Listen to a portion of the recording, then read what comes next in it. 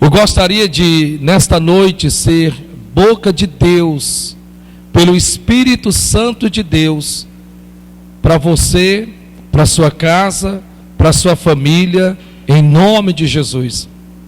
Eu quero que nesta noite, não só para você, mas para todos os que estão aqui, o Senhor, segundo a sua graça e misericórdia e compaixão, possa usar-me como um vaso de barro, para que a excelência da glória e do poder seja única e exclusivamente dele. Que ele possa usar vaso de barro neste ensinamento que ele tem nos concedido, que é justamente sobre o silêncio de Deus. E eu reconheço a minha total e inteira dependência, porque na verdade eu acredito que nenhum teólogo, nenhum que seja este por mais estudado na palavra de Deus, nenhum desses, eu acredito, nem eu, nenhum desses é capaz de falarmos sobre um assunto tão pouco falado, tão pouco ensinado. Porque falar sobre o silêncio de Deus é falarmos de algo que só o Espírito Santo sabe o porquê, o motivo e a razão.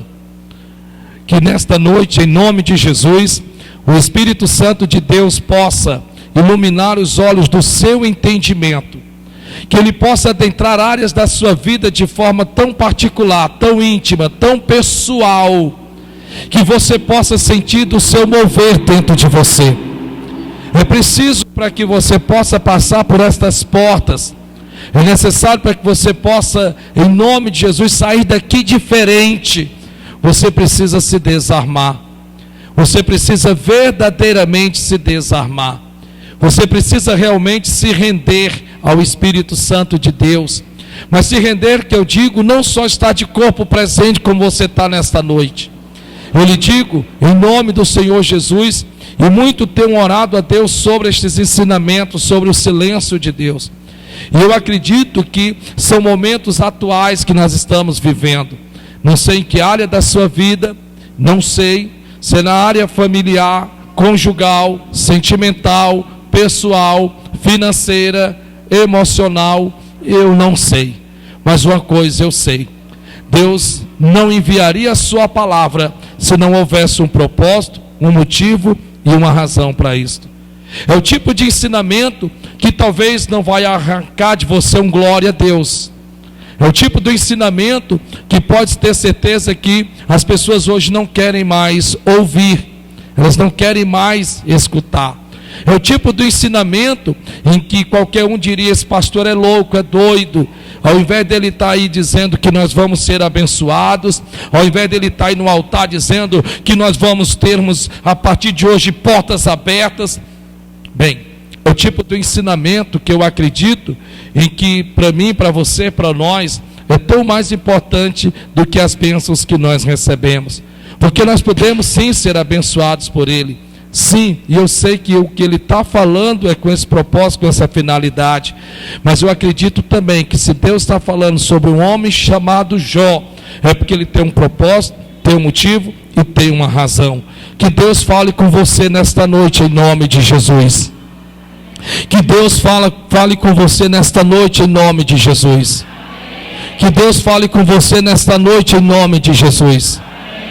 Mas antes, como o meu amigo pediu, assim como está escrito: torna, Senhor, a minha língua como a destra de um grande escritor. Pedi aqui para o obreiro segurar do azeite que está na casa do Senhor, que já vai ao monte, que leva ao monte, coloca no altar, para que ele possa ungir cada palavra, não minha, mas que venha somente dele, para exaltar a ele, glorificar a ele, e que ele possa lhe dar uma sacudida santa, um desperto, uma corda, em nome de Jesus. Então eu gostaria que, por favor, você pudesse colocar de pé, por gentileza, em nome do Senhor Jesus. Eu gostaria que, por gentileza, você estendesse as mãos para esse vaso de barro, em nome de Jesus, porque eu não vim aqui para ser servido, mas sim para servi-los, e vocês estão aqui para serem servidos. Estende as tuas mãos e diga: Senhor meu Deus, não por ele, mas por mim, não pela casa dele, mas pela minha casa. Usa o Senhor em áreas tão individual e particular, que ele seja usado, como se conhecesse, ou soubesse, ou andasse comigo. Senhor Espírito Santo, unge-o com óleo, unge-o com óleo do teu altar, para que as palavras sejam simples, mas inspiradas, sejam simples, mas verdadeiras, sejam simples, mas de quem se importa com a minha vida, com a minha casa, com a minha família. Meu Deus, usa-o agora, em nome de Jesus. Senhor, eu tomo deste azeite e unge te peço, usa-me para teu louvor. Diga: cadeias serão quebradas, em nome de Jesus. Aplauda o Senhor bem forte então.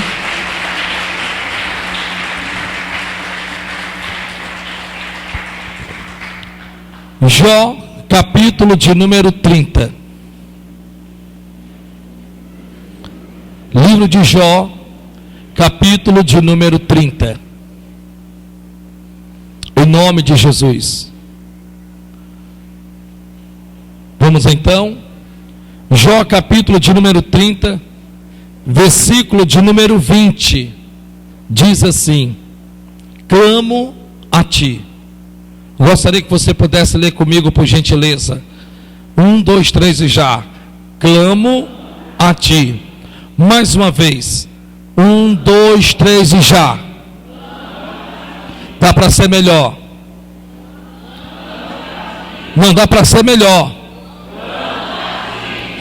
Olhe para mim, por gentileza. Quem está dizendo isto? Jó. Quem está falando isto? Jó. Quem está fazendo esta oração? Jó. Agora, o que é mais interessante, você sabe o que é?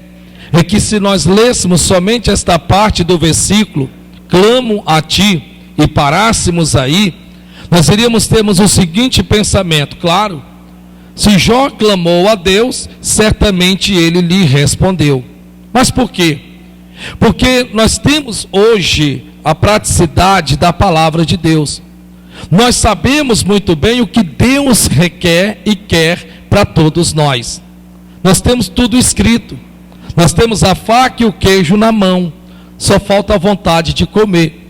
Então, quando nós olhamos para esse simples pedaço do versículo, clamo a ti, nós então somos levados àquele pensamento: claro, se Jó clamou a Deus, é claro que Deus lhe respondeu. Se Jó clamou a Deus, é claro que Deus se dispôs a respondê-lo. Por quê? Porque nós sabemos do que está escrito. Por exemplo, em Jeremias capítulo de número 33, versículo 3, está escrito: clama a mim. E logo depois ele diz: e responder-te-ei. Pare para pensar. Pense comigo. Porque quando nós adentramos dentro do que o próprio Deus nos motiva a orar, nós sabemos que o maior motivador e o incentivador para que nós o busquemos é o próprio Deus. Sim, e Deus ele nos pede que nós o busquemos em tempos difíceis. A Bíblia Sagrada diz, está escrito: clama-me no dia da tua angústia, e ele já nos dá o que vai acontecer, e eu te livrarei. Então nós olhamos para esse versículo e pensamos da seguinte forma: é claro, Jó está passando pelo que está passando. Jó passou por percas, Jó está doente, Jó teve várias lutas em todas as áreas, das quais nunca nós iremos termos na sua totalidade. E Jó agora está recorrendo àquele que o pode ajudar. Jó está recorrendo àquele que pode solucionar o seu problema. Jó está recorrendo àquele que sabe exatamente o que está acontecendo por detrás das cortinas. E nós sabemos que Jó sabe, porque sabe que Deus pode ajudá-lo. E de repente nós temos esse pensamento: é claro que Deus vai responder, é claro que Deus vai atender. Só que de repente nós sabemos que não foi bem assim, não foi dessa forma, porque logo na continuação do versículo ele diz assim: clamo a ti, porém tu não me respondes. De repente nós nos deparamos com uma verdade que nós não gostaríamos jamais que acontecesse com nós mesmos. Porque quando olhamos, clamo a Ti, nós nos lembramos de tantos versículos. Nossa, quem nunca ouviu ou leu aquele versículo, que se nós estivermos passando por momentos difíceis, adentremos aos nossos aposentos. A Bíblia diz: entra nos teus aposentos e clama a mim em oculto, e eu vou te revelar publicamente, eu vou te abençoar publicamente. De repente você até pode dizer: não, pastor, eu sei de outros versículos, eu sei que a Bíblia Sagrada diz que aquele que pede, recebe. Então nós temos inúmeros versículos que nos levam a entender que é Deus quem nos motiva, nos incentiva a orarmos, buscá-lo, bater a sua porta. E nós sabemos que Ele, uma vez que nos pede para fazermos isto, Ele já nos diz o que Ele, Deus, iria fazer. Então nós nos motivamos, nós nos incentivamos, nós então estamos empolgados, porque sabemos que se nós orarmos Ele vai ouvir, se nós clamarmos Ele vai ouvir. Então nós estamos empolgados, motivados, incentivados, e começamos a fazermos isto. Começamos a adentrarmos a presença dEle, e começamos então a expormos diante dEle as nossas necessidades, e sabemos que Ele é todo poderoso. Nós não vamos naquele pensamento de que será que Ele pode, será que Ele consegue. Não, nós sabemos que o que é impossível para você é possível para Ele. Lembre-se que Jó está indo diante de Deus, não naquele pensamento de que será que Ele pode reverter essa situação. É diferente de você buscar ajuda em uma pessoa. É diferente você chegar até quem quer que seja e expor a esta pessoa uma luta, um problema, um momento difícil. E você sempre, querendo ou não, fica com um pé à frente e um pé atrás, porque você não tem total, inteira, completa certeza de que essa pessoa pode lhe ajudar. Mas Deus é diferente. Você sabe que Deus é doutor em curar. Você sabe que não há ninguém melhor para prosperar. Você sabe que não há ninguém melhor para unir duas pessoas. Você sabe que Ele pode fazer o que nós não conseguimos fazer. E aí nós estamos também aquele segundo pensamento, que Ele é Pai. E como Pai, Ele sabe muito bem o que é melhor para mim e o melhor para você. Então eu quero que você atente para dentro deste cenário. Eu quero que você adentre comigo dentro deste cenário. Nós temos um homem chamado Jó. É o personagem, entre aspas, da Bíblia. Nós temos um homem sofrido, nós temos um homem em que nós ficamos naquele pensamento de que é claro, lógico que Deus o atendeu, porque nós já temos aqui por escrito. Nós já temos aqui, nós sabemos como foi que terminou a história de Jó. A Bíblia diz que ele teve de ser abençoado 4 vezes mais, além de tudo quanto ele tinha. Mas não é isso que Deus está tentando nos ensinar. Deus está tentando nos ensinar sobre o seu silêncio, de quando nós oramos, quando nós cumprimos os nossos protocolos, quando nós adentramos no lugar secreto para orar e saímos esperançosos de que sim, Ele me ouviu, Ele vai me responder, e a resposta não chega. Quando clamamos a Ele no dia da nossa angústia e temos que permanecermos no antidepressivo, porque a angústia não sai, a tristeza não evapora, fica aquele aperreio na alma, e de repente você então começa a entrar em parafuso. É interessante acerca do silêncio de Deus, que nós nunca talvez fomos ensinados como lidarmos com ele. Preste atenção em nome de Jesus. Eu não sei se você já foi ensinado sobre a lidar com o silêncio de Deus. Não vem você aqui falar para mim: não, pastor, olha, para falar a verdade, sim, eu aceito o silêncio de Deus. Na verdade, não é questão de nós não aceitarmos. A verdade é que, sendo Ele soberano, nós temos que, querendo ou não, aceitar. Mas nem sempre nós aceitamos com o coração aberto. Vamos ser realistas. Vamos ver se nós verdadeiramente nos tornamos realistas e deixamos de sermos aquele cristão fingido, sabe? Que talvez possa até se dizer, em que pensa que Deus se deixa enganar. Vamos realmente sermos verdadeiros nesta mensagem com o Espírito Santo. Que talvez você há anos clama por algo, que talvez você busca por alguma coisa em alguma área da sua vida e a resposta não chega. É como que se parece que as coisas pioram a cada dia mais. Porque aí vem o terceiro perigo do silêncio de Deus.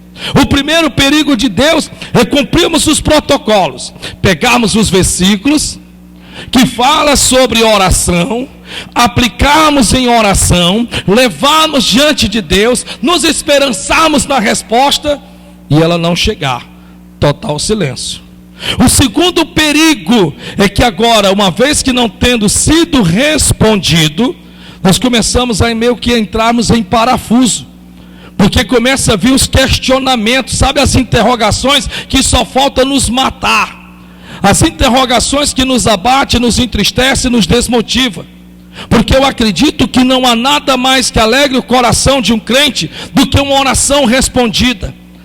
Eu tenho certeza que você, quando ora, você clama, você pede, e logo a resposta vem. Nossa, isso te fortalece, isso tem a te trazer, sabe, uma energia espiritual, que você tem aquela plena ciência, consciência e certeza de que Deus é contigo.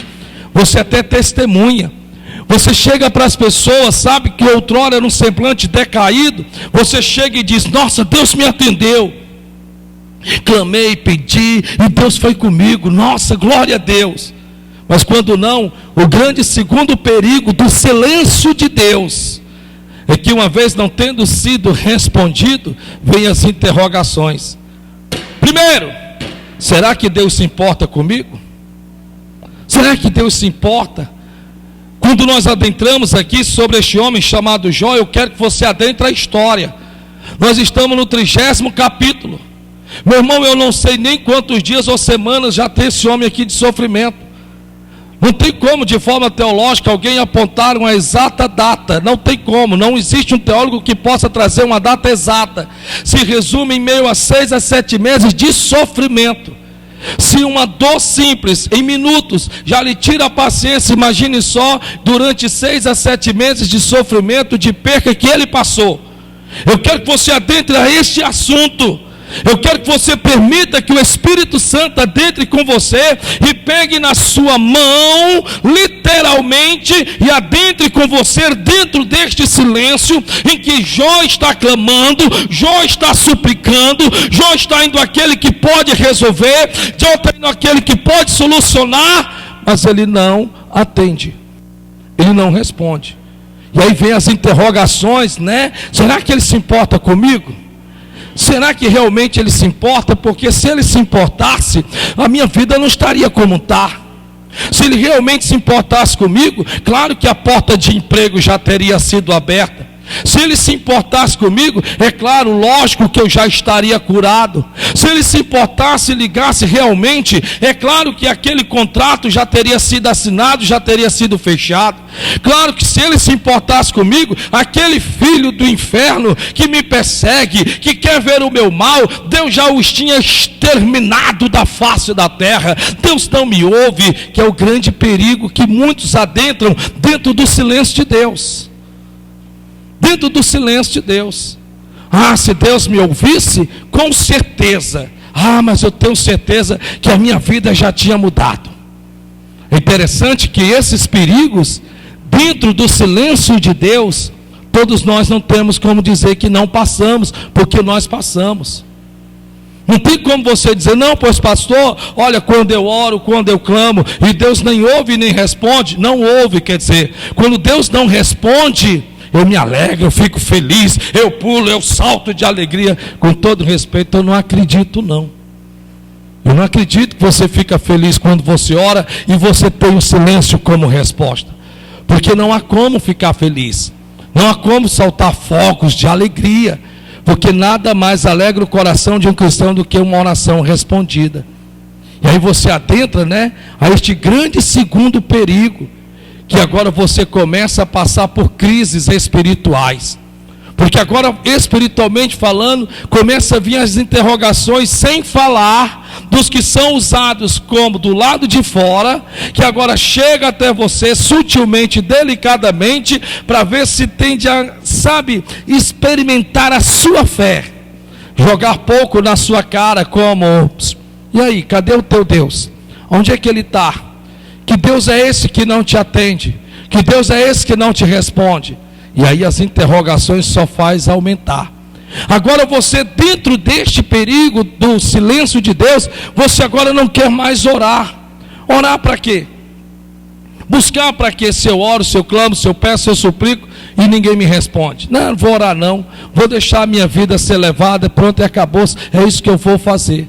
E você começa a adentrar dentro dessa jogada, sabe, espiritual. O que Deus está tentando nos iluminar-nos não é propriamente somente nos ensinarmos sobre os porquês do silêncio de Deus, porque isso é fácil. Eu posso subir neste altar aqui pelo Espírito Santo e lhe dar vários motivos dos porquês do silêncio de Deus, porque está aqui.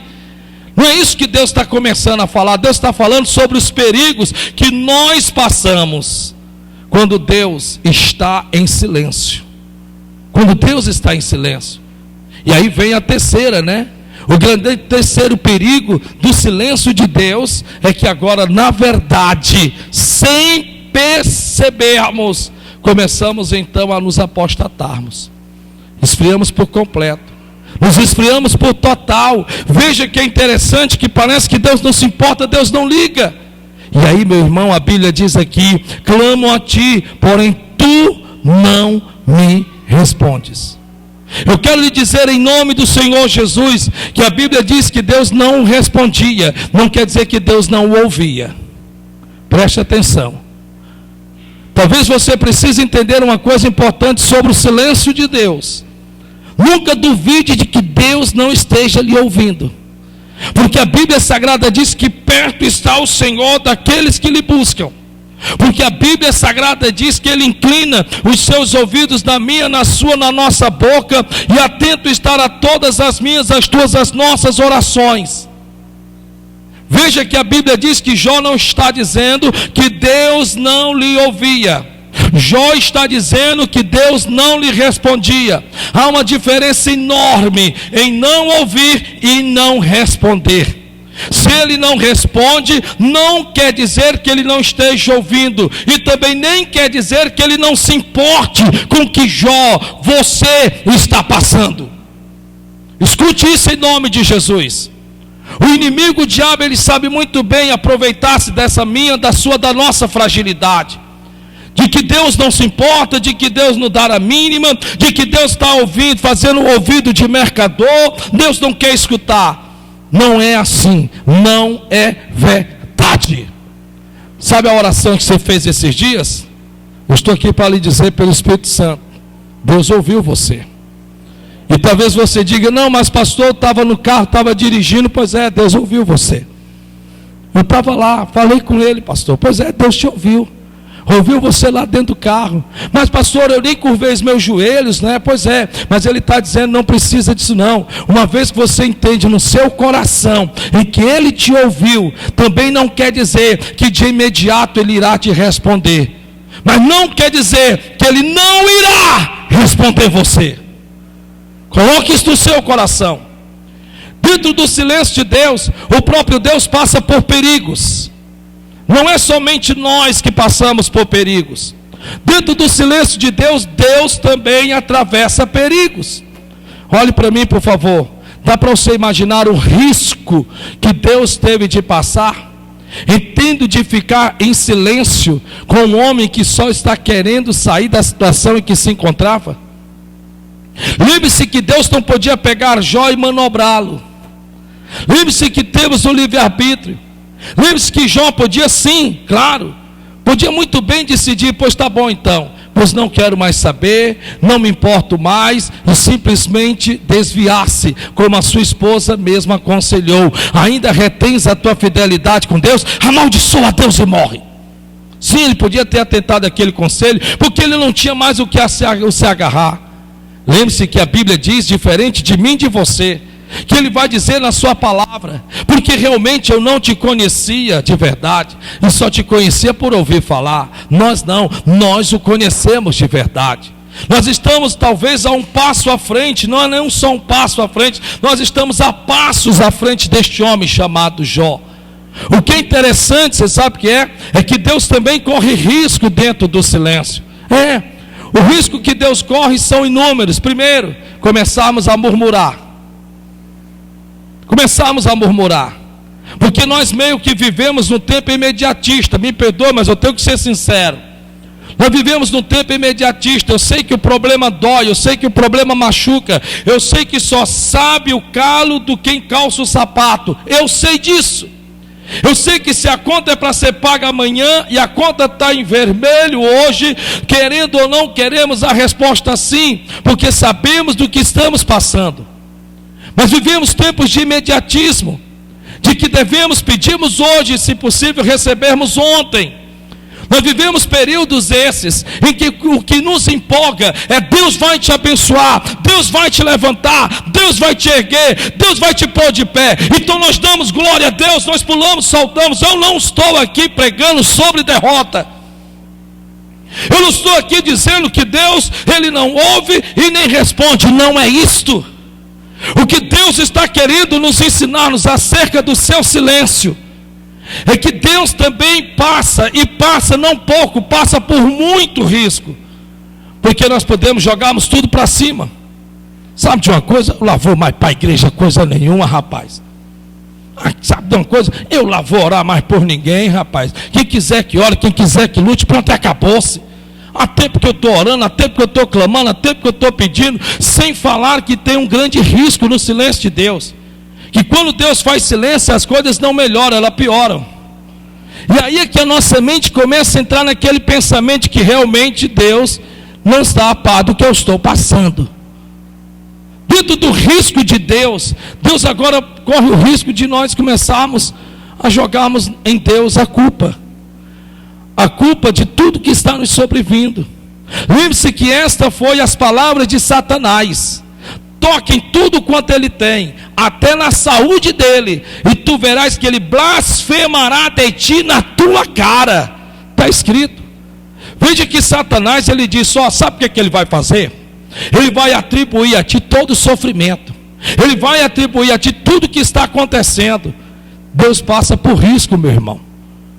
Deus passa por riscos. Se você parar para imaginar o risco que Deus está correndo hoje, e está em silêncio acerca do que você está pedindo, acerca do que você está clamando, é tão tamanho como também você está passando. Tão tamanho como você está passando.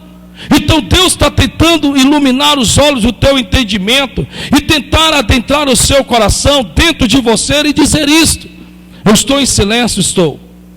E Deus está falando com você nesta noite. Eu estou em silêncio acerca do seu relacionamento, do seu casamento, do seu filho, da sua filha, do seu pai, da sua mãe, da sua empresa, da sua loja. Estou. Sim, eu estou em silêncio. Mas dentro deste silêncio eu também estou te observando. Eu também estou de olho em você. Porque uma das coisas que você tem que entender é que no silêncio de Deus, Deus não te perde de vista. Diga isso para o seu irmão: no silêncio de Deus, Deus não te perde de vista. Deus não te perde de vista. Está escrito no livro de Jó. Quando Jó diz assim: se eu me adianto, ali não o vejo. Se olhos para a esquerda, não diviso. Se eu olho para a direita, não o percebo. Se olho para trás, também não. Em outras palavras, depois Jó vai dizer: mas o Senhor conhece todos os meus caminhos, e sendo eu provado, sairei como ouro. É interessante, né? Porque no silêncio de Deus, Deus também corre riscos. Deus corre riscos. Deus corre riscos, não são somente a minha pessoa, ou a sua pessoa, ou a nossa pessoa. E aí talvez me perdoe, mas é o tipo de pregação que meio que não arrasta de nós um glória a Deus, nem um aleluia. Porque como eu lhe disse outrora, nós queremos um milagre para hoje, para agora, para este exato momento. O que é interessante, você sabe o que é? É que o segundo risco de Deus, dentro do silêncio de Deus, é que Deus corre o risco de ser mal compreendido. Sabia disso? Deus corre o risco de ser mal compreendido. Você sabe o que quer dizer isso? Quer dizer o que Satanás tentou em relação a Jó, em que Jó atribuísse a Deus a culpa de tudo o que ele estava passando, que é o que o inimigo na maioria das vezes quer que nós façamos. Basta você se lembrar de Israel na sua trajetória no deserto, quando estes abriam a boca inúmeras vezes e dizia que Deus os tinha tirado do Egito para matá-los no deserto. Basta você ler que você vai ver lá, está escrito nitidamente. Você vai ver que Israel abre a boca inúmeras vezes.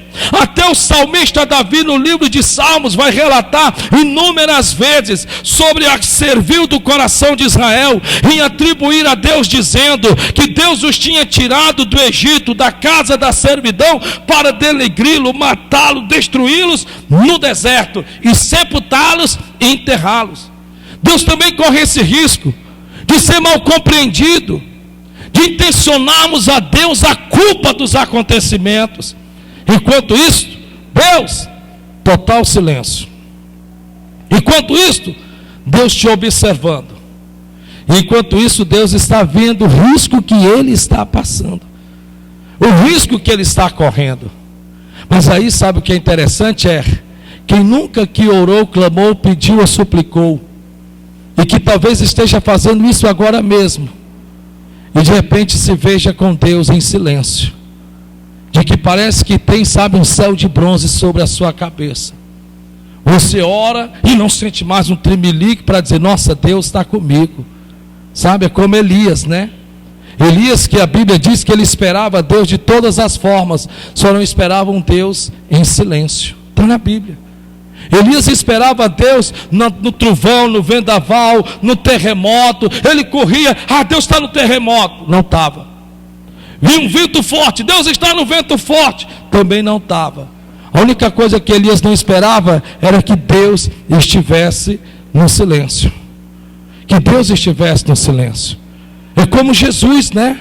Jesus de Nazaré, diz a Bíblia, quando este disse: Eli, Eli, sabactani, Deus meu, por que me desamparastes? Quando esse, pensando que estava só, na verdade não estava, porque depois do terceiro dia, a Bíblia diz que o anjo do Senhor, o Espírito Santo, o trouxe da morte à vida, provando que em momento algum o tinha abandonado ou esquecido. Dentro do silêncio de Deus, atravessamos por tudo isso. Atravessamos por zonas espirituais perigosíssimas, tanto da nossa parte como da sua parte. Mas aí, quem nunca teve uma oração não respondida, um clamor não atendido? E a Bíblia nos dá exemplo, né, de muitos, diz que assim também o foram. No livro de Salmos, capítulo de número 105, Salmo 105, a Bíblia fala de um homem chamado José.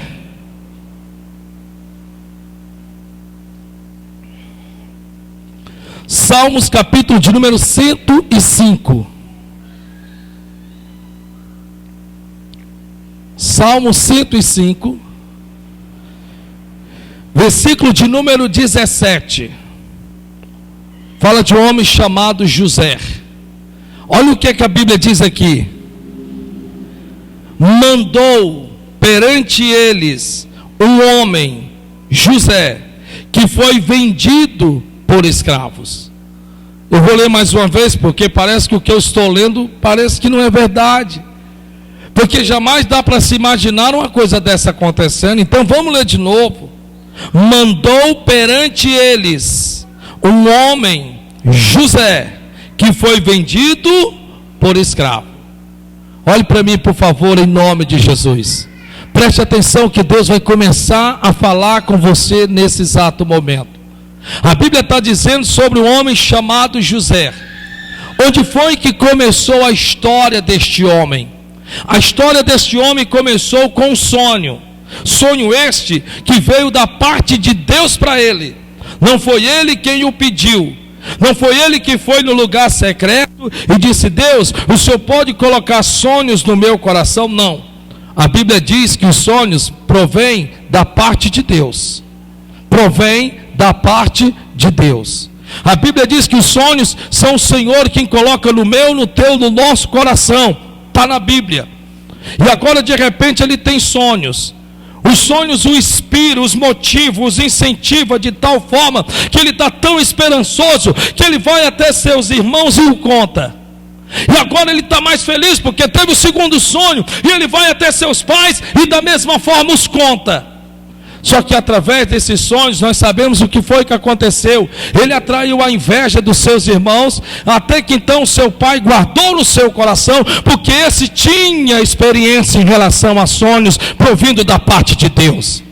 O que é interessante, você sabe o que é que dentro deste sonho que Deus pôs no coração de José, Deus deu o momento definidor, Deus deu ele realizado. O que iria acontecer? Seus irmãos se prostrariam diante dele, seus pais da mesma forma, mas Deus não revelou o percurso.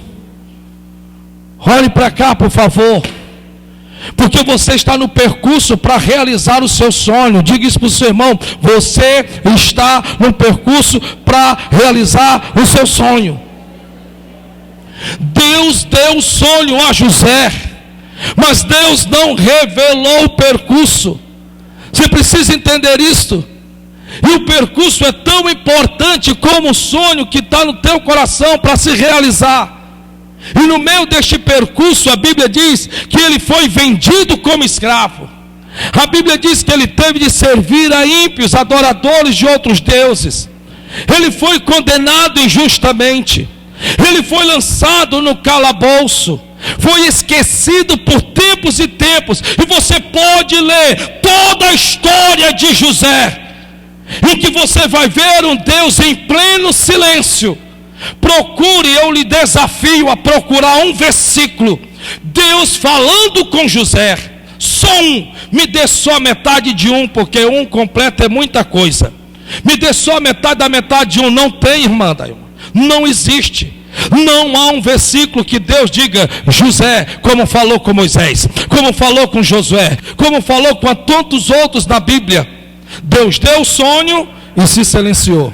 Deus deu o sonho e se calou. Deus deu o sonho e se assentou-se. E tendo ele feito isto, agora vem o percurso. E meio a este percurso, vem ventos contrários, vem vendaval, vem tempestade, vem injustiça, vem perseguição, vem sofrimento, vem lágrima e tantas outras coisas mais.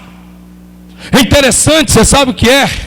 É que nós, quando lemos, é fácil, é simples. Nossa, olha só, Deus é um Deus realizador de sonhos. Sim, Deus é um Deus realizador de sonhos. Sim, Deus pode sim, irá levar você a concluir a faculdade. Sim, Deus irá sim abrir a porta que você tanto precisa, naquilo que Ele intencionou e pôs no teu coração. Mas talvez você esqueceu de que para chegar aqui no seu momento definidor, do canudo na mão, da vitória para testemunhar, você tem um percurso. E este percurso, a Bíblia Sagrada vai continuar dizendo. Porque olha o que a Bíblia diz aqui no versículo de número 18: cujos pés apertaram com grilhões, foi posto em ferros. Nossa, como pode, né? E eu estou falando de um homem santo, um homem chamado José, nascido de homem e de mulher como qualquer um de nós. Homem esse que Deus pôs sonhos no coração, em que a Bíblia diz que foi levado como escravo, em que a Bíblia Sagrada diz aqui que ele não foi coroado, não foi homenageado, não foi aplaudido, não foi festejado, enquanto ao meio a tanta luta, Deus em total e completo silêncio. Deus em total e completo silêncio. É como que se tivesse mais ou menos completamente só. É como que se estivesse completamente e plenamente só. É como que se estivesse. Porque é esse o sentimento que você sente, de que você está só. Porque tem horas que até os que eram para te ajudar saem de perto de você. Até os que diziam antes: conta comigo, já viraram as costas para você. E você está numa situação que você diz: meu Deus, eu não entendo o que é isso, meu Deus do céu. Que negócio é esse, Jesus? Que é isso? E você está exatamente assim, porque agora o que nós podemos ver, este homem chamado José, totalmente, inteiramente, aparentemente só, porque Deus está em silêncio. Deus dá o sonho, fica em silêncio e começa as lutas, começa as provações. Mas olha o que é que diz o versículo 19: e eu lhe peço por caridade, guarda esse versículo, marca-o na tua Bíblia, porque olha o que é que a Bíblia diz aqui: até ao tempo. Ei, você crê em nome de Jesus? Deus pode estar em silêncio agora, que para você parece dias e meses e semanas, ou talvez até anos. Mas vai ter um tempo, como está escrito aí que nós vamos ler, que o nosso Deus, Ele vai começar a agir. Você não está entendendo. Até o tempo, até o dia. Então o silêncio de Deus, assim como é determinado no seu começo, é determinado também para o seu fim. E nesse período de tempo, esse tempo que você está passando no silêncio de Deus, é Deus trabalhando em você. E nós vamos ver isso daqui a pouco. É Deus trabalhando em pessoas, e nós vamos ver isso daqui a pouco. É Deus preparando o cenário, sabe? Para te tirar de trás das cortinas e te apresentar publicamente. É Deus te levando a orar mais. É Deus te levando à dependência dEle por total e completo. Algo que vai mostrando para você que dentro deste silêncio de Deus, você corre mais para Deus, você ora mais a Deus, você até lê mais a palavra de Deus, meio que meio abatido, triste, enfraquecido. Mas é Deus trabalhando em você. É Deus trabalhando em você. Porque a Bíblia diz aqui, até ao tempo em que chegou a sua palavra. Vai chegar o momento, como pode ser hoje. Ei, você está aqui? Você está aqui? Como pode ser hoje. Porque até o tempo que chegou a sua palavra, Deus diz, está escrito que a palavra dele não voltaria vazia, mas antes cumpriria o propósito para qual foi enviada. E se ele está falando para você sobre o silêncio dele, e está lhe dizendo exatamente os perigos que tanto ele passa como nós passamos dentro do seu silêncio, e ele está nos mostrando exatamente, não só para mim ou para você, mas para outros na Bíblia, isso também aconteceu, e nós sabemos o que foi que aconteceu na vida deste homem chamado José, e como terminou a vida deste homem chamado Jó. E eu não os vejo tristes, eu não os vejo desfalecidos, eu não os vejo na derrota, eu os vejo na vitória. Deus pode estar em silêncio hoje, obreiro. Deus pode estar em silêncio hoje, parte do corpo de Cristo. Mas isso não quer dizer que esta fase difícil da sua vida que você está passando vai terminar assim.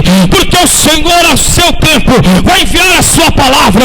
E queira eu no Senhor que seja a partir desta noite, para que você, em nome de Jesus Cristo, possa chegar à sua vitória. E dá um glória a Deus aí, meu irmão. Aleluia. Aleluia. Como é que está a coisa? Deus está em silêncio. Como é que estão as coisas? Estou no percurso.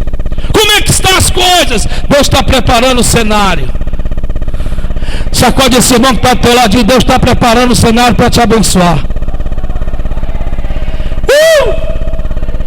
Deus está preparando o cenário. Deus está pegando pessoas chaves.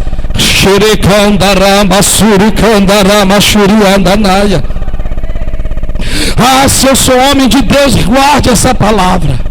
Deus está pegando pessoas. Deus está pegando pessoas importantes para usar. E ao seu tempo, Deus vai usá-los para te abençoar. Como é que é?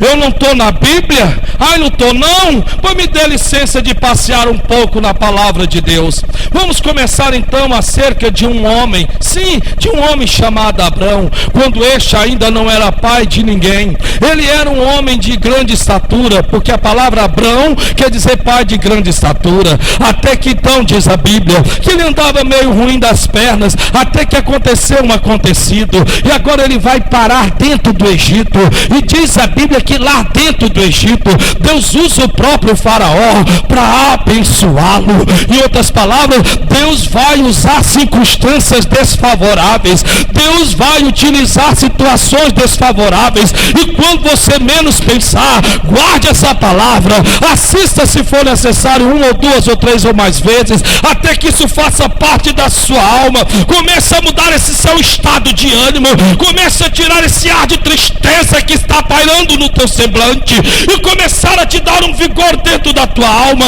para quando alguém chegar para você e perguntar como é que está, a primeira resposta é: Deus está em silêncio. E eles vão perguntar de novo: como assim? Como é que está? Você vai dizer assim: estou no percurso. Mas eles vão cutucar pela terceira vez, vão te perguntar: não estou entendendo, como é que está? E você vai dizer: Deus está preparando o cenário, Deus está preparando o cenário, Deus está preparando pessoas de alta estatura para poder usá-los para mim abençoar. Xerendará, xorecandará, basuri cantará, xerecandará, manaia. O menor te ajuda, o maior te abençoa.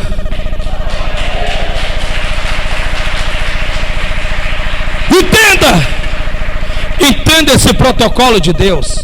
O menor te ajuda, o maior te abençoa. E aí ele continua dizendo: até o tempo em que chegou a sua palavra. Dá para você ler, por gentileza, o restante do versículo? 1, 2, 3 e já. A palavra do Senhor o provou. Dá para você falar isso comigo? A palavra do Senhor o provou. Mais uma vez, 1, 2, 3 e já.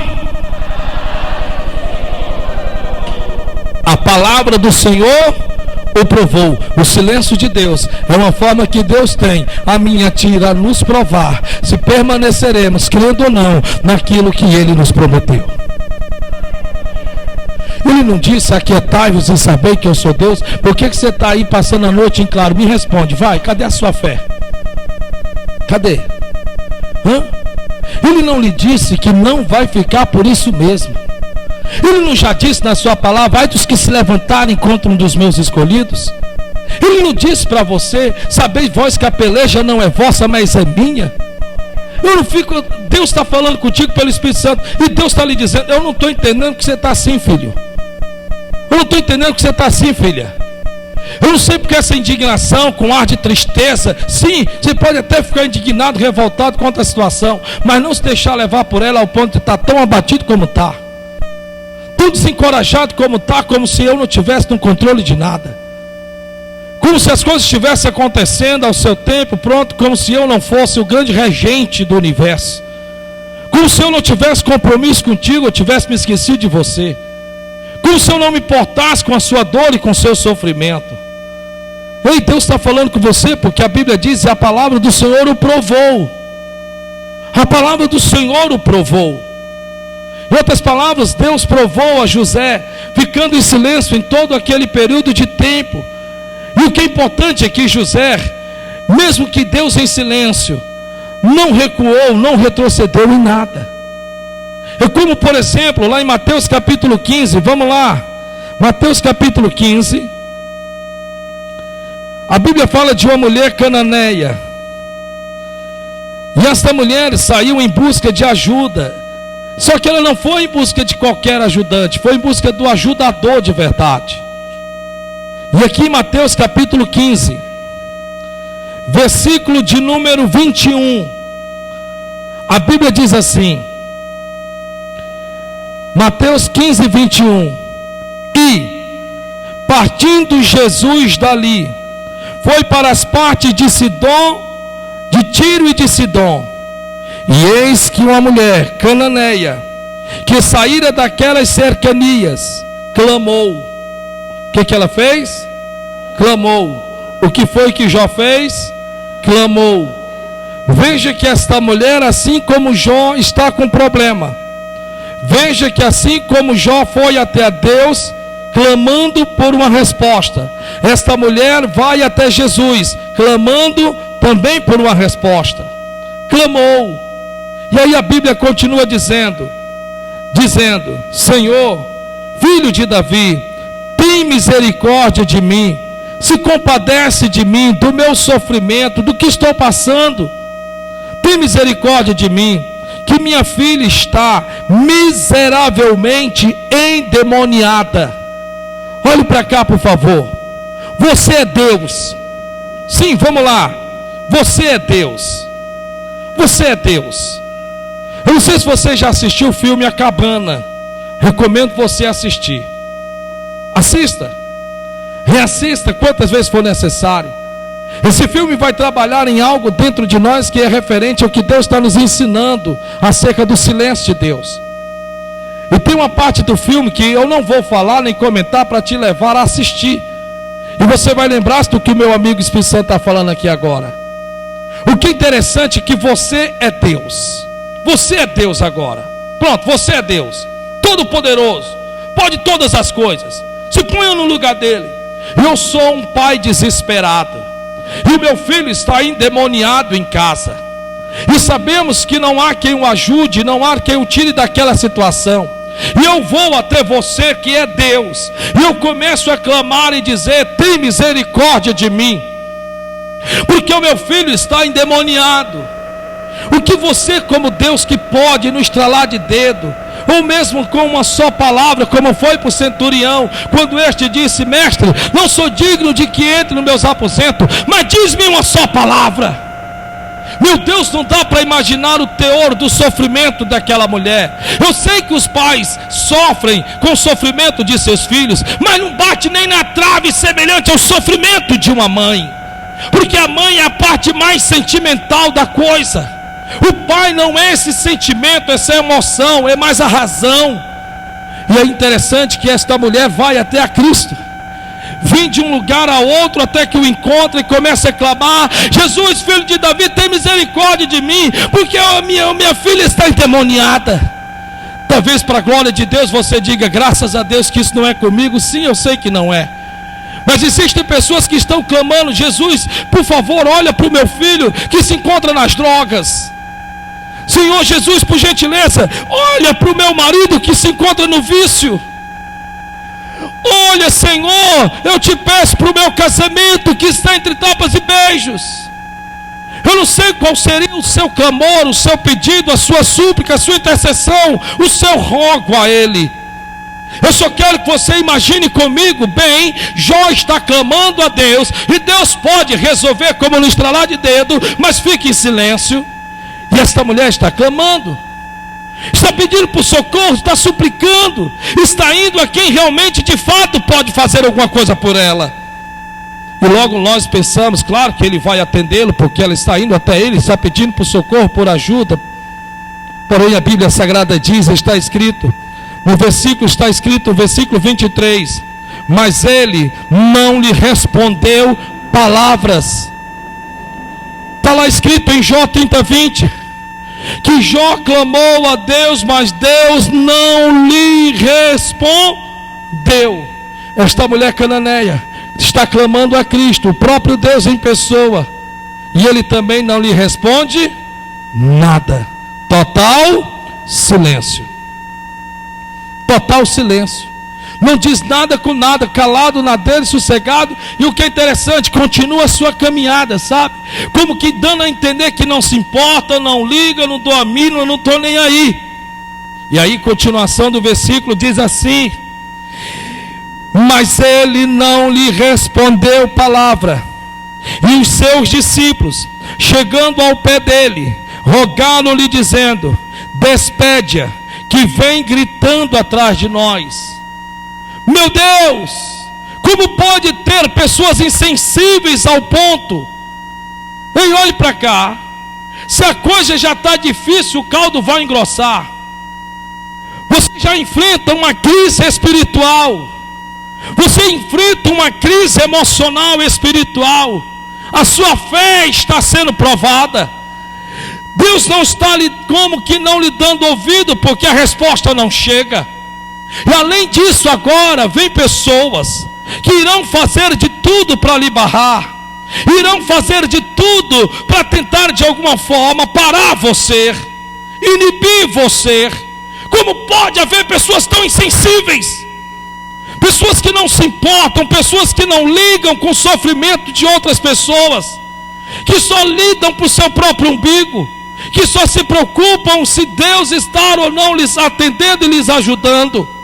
Porque agora, além desta mulher estar gritando e Jesus de Nazaré dar o silêncio como resposta, ainda vem pessoas para dizer assim: ei, manda ela embora, manda ela ir para casa, porque ela vem gritando, isso é uma louca, isso é uma doida, olha, manda ela embora. Interessante, né? Até parece aquele homem chamado Bartimeu, que a Bíblia diz que ele estava sentado à beira do caminho, quando ouviu falar que Jesus passaria por aquele lugar. E a Bíblia diz que ele pôs-se de pé e saiu à beira do caminho e foi para o caminho. Está lá escrito. O que significa pessoas à beira do caminho e pessoas no caminho? Pessoas à beira do caminho são pessoas que são cristãos descompromissados, são pessoas que já ouviram o Evangelho, são pessoas que já escutaram a palavra, são pessoas que sabem que deve relevar a fraqueza do fraco, mas não releva. São pessoas que sabem que deve perdoar sem olhar a quem e nem o mal que lhe foi feito, mas não perdoa. São pessoas que estão à beira do caminho. São pessoas que elas não ainda entenderam que foram feitas para serem cheias do Espírito Santo, mas não se enchem do Espírito Santo. São pessoas que sabem que Deus nos deixou a Bíblia como bússola para as nossas vidas, mas não medita nela de dia e de noite, e nelas tem o seu prazer em meditar. O que é interessante é que pessoas à beira do caminho, sim, são pessoas que passam o dia inteiro e nem falam com o seu Pai Celestial. É como que se ele não existisse em sua existência, em suas vidas. A Bíblia diz que este homem que estava à beira do caminho, Bartimeu, saiu da beira do caminho e foi para o caminho, e começou a clamar: Jesus, filho de Davi, tem misericórdia de mim. A Bíblia diz que a multidão, que ali ouvindo aquele pobre coitado clamar, que poderiam ter pego pelo braço e levado até ele, a Bíblia diz que foi o contrário. Chegaram para ele e disseram: cala-te, não incomodes o mestre, fique calado. Enquanto ele clamava, a Bíblia diz que Jesus continuava a sua caminhada. Em outras palavras, em total e completo, inteiro silêncio. É impressionante, meu amado, eu lhe digo pelo Espírito Santo. Se você não quer acreditar, não acredite, mas eu vou falar. Eu lhe digo pelo Espírito Santo, em cuja presença estou, e ele a mim me conhece, eu o conheço muito bem. Louvado seja o nome do Senhor. Para o cumprimento dos teus sonhos, para o cumprimento dos teus projetos, para o cumprimento e realização de tudo que Deus pôs no teu coração, desde o primeiro dia que você se dispôs a buscá-lo, desde o primeiro dia que você dispôs a servi-lo, você pode ter certeza, dentro deste percurso, você terá pessoas que irão fazer de tudo para impedi-lo. Você terá pessoas que irão fazer de tudo para puxar o seu tapete. Você terá pessoas em que, sem você perceber, o próprio Deus vai permitir para usar esses para trabalhar em você. Porque Deus vai usá-los para trabalhar no seu estado emocional. Eu nunca me esqueço que em 1997 para 98, eu na época trabalhava como na Serval, trabalhava como zelador, e eu trabalhava na sala, no escritório da doutora Simone, era uma doutora psicóloga. Eu nunca esqueço que eu fui chamado ao escritório do doutor George, esposo da doutora, e ele era o meu chefe. Eu adentrei o seu escritório. Quando lá eu adentrei, ele sentado, irmão George, diante do Deus em que eu sirvo e não acrescento nada do que aconteceu. Eu entrei, pois não, seu George, suado, por conta de que nós usávamos um vassourão gari, aqueles carrinhos para juntar as folhas. E ele olhou para mim e disse: cadê o fio? O fio, me devolve o fio. Eu disse: que fio, seu Jorge? Cadê o fio? Eu não sei de fio nenhum não, seu Jorge. Vamos lá no seu armário. Fui lá no meu armário, abro o armário. Eu nunca esqueço, me vejo nesta cena ainda hoje. E eu abri o armário, e ele aqui um pouco distante. Eu abri o armário. Quando eu abri o armário, ele foi à frente do armário, pegou, colocou a mão dentro do armário e jogou tudo no chão. Derrubou a minha marmita de arroz, que era o que eu podia levar na época, era arroz para almoçar. Caiu o arroz no chão, derrubou tudo. E ele disse: cadê o fio?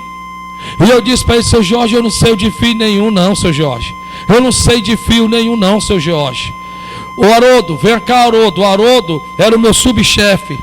Haroldo, chame todos os da limpeza. Vieram todos, exceto as mulheres. Entramos dentro lá desse local em que ficavam os armários, fechou a porta. Ele olhou para mim e disse: tire a roupa. O que, senhor? Tire a roupa todinha. Você escondeu o fio. Bora, eu quero o fio. Me dê o fio. Eu disse: eu não tire a roupa, rapaz. Eu tirei toda a roupa. Fiquei sem nada. E todos ali olhando e vendo. Ele disse: pois olhe, até o término do dia, você vai ter que dar de conta do fio. 20 centímetros de fio. 20 centímetros.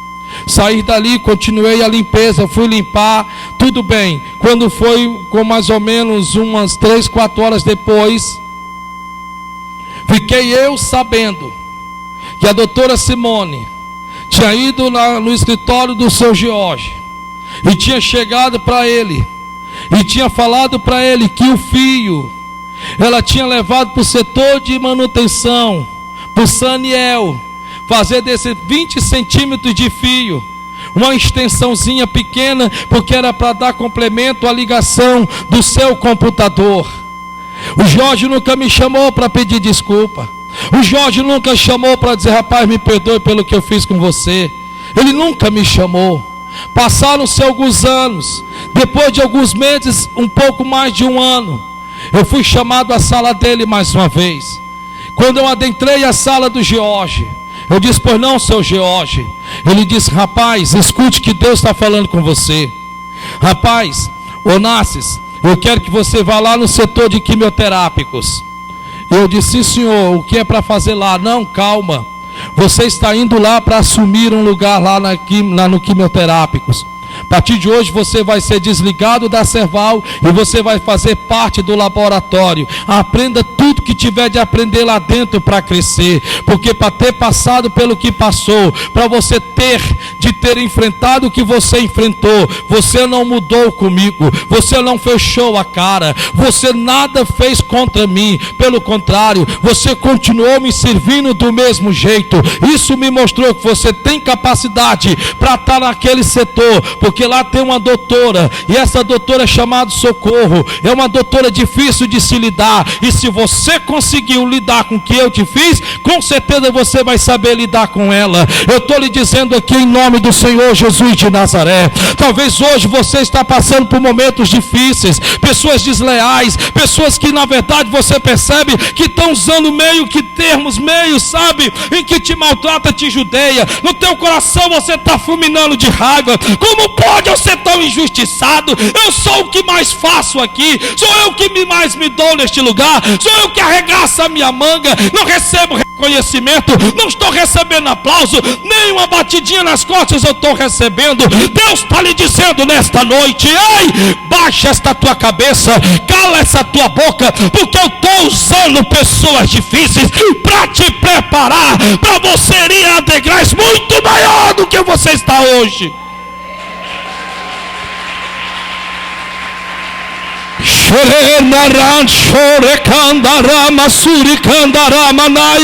Dá glória a Deus aí, crente. Deus está usando pessoas difíceis. Deus pode usar o teu pai, tua mãe, que pega no teu pé, que chama a tua atenção, que cobra de você para que você emagreça e você fica com raiva dele ou dela, que cobra de você para você ir para uma faculdade, mas você simplesmente entra no quarto e bate a porta. Deus pode estar usando pessoas lá no colégio onde você estuda. Pastor, o diretor está pegando no meu pé, o professor está pegando no meu pé, ele quer que eu tenha as melhores notas, quando tem gente lá que não se esforça, não faz nada.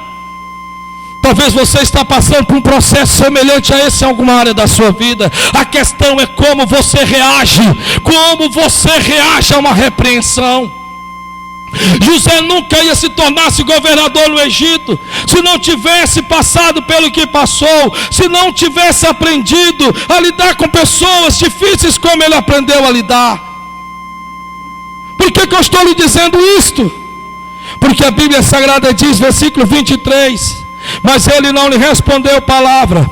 E os seus discípulos, chegando ao pé dele, rogaram-lhe, dizendo: despede que vem gritando atrás de nós. Versículo 24, e ele respondendo disse: eu não fui enviado senão as ovelhas perdidas da casa de Israel. Versículo 25, então chegou ela e adorou, dizendo: Senhor, socorre-me, ajuda-me. Ele, porém, respondendo disse: não é bom pegar no pão dos filhos e deitá-la aos cachorrinhos. Sim, Jesus já estava chamando sim de cachorro. Jesus não estava menosprezando, Jesus não estava humilhando, não, pelo contrário, Jesus só queria saber como é que ele iria lidar com tamanha. Muitas vezes você precisa se perguntar: como é que eu reajo a uma reação? Eu fico logo com a cara fechada. É assim que você reage a uma repreensão? Sim. Como é que você reage quando você é colocado em disciplina? Quando você é puxado da orelha? Como é que você reage? Se Jesus de Nazaré olhasse para você nesse momento e lhe chamasse de cachorro, eu dava um tiro na cabeça de Jesus. Me perdoe, ele não iria morrer, mas você iria morrer. Isso eu tenho certeza. Como você reagiria, meu irmão? Como você reagiria, minha irmã? Se o teu patrão, que de repente chega para você, que chama a atenção de algo que você não tem culpa: ah, pastor, eu fecho logo a cara, eu endureço o coração. Deus está preparando você. Você está me entendendo, minha irmã? Deus está preparando você. Me escute, pelo amor de Deus. Enquanto isso, Deus está em silêncio, Deus está no lugarzinho dele, Deus está no cantinho dele. Como é que você reage a uma repreensão, meu irmão? Quando seu pai, sua mãe, não sei, chega para você e diz: você está errado. Ah, pastor, eu fico logo com a cara fechada, eu bato a porta. Pois enquanto você reagir assim, você vai continuar na disciplina.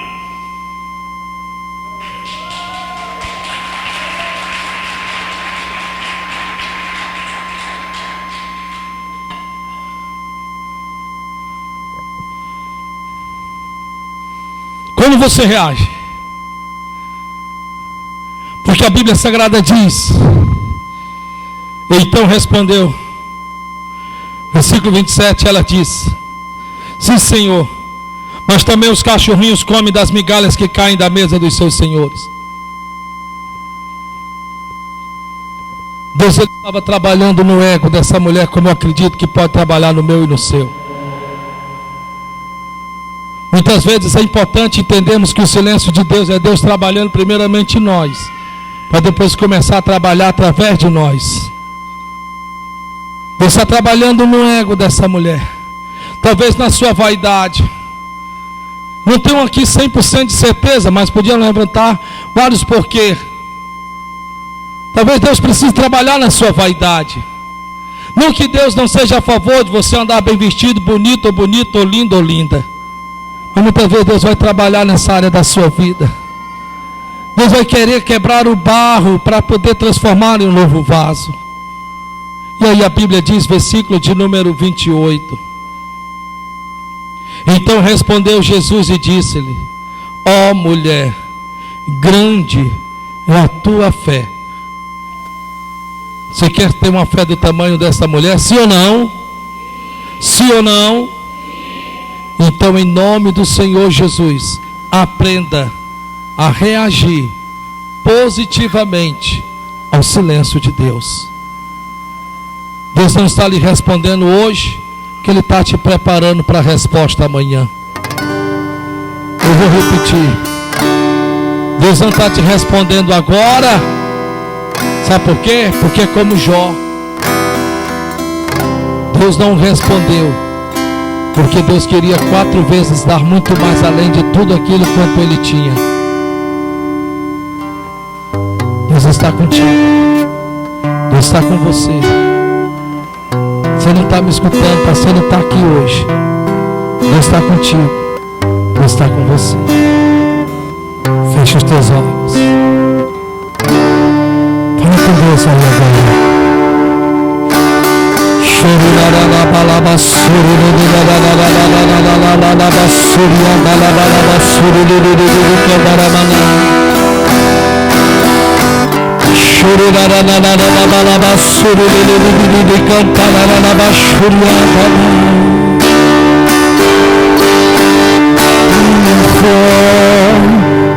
Está firmada nas coisas que podes fazer.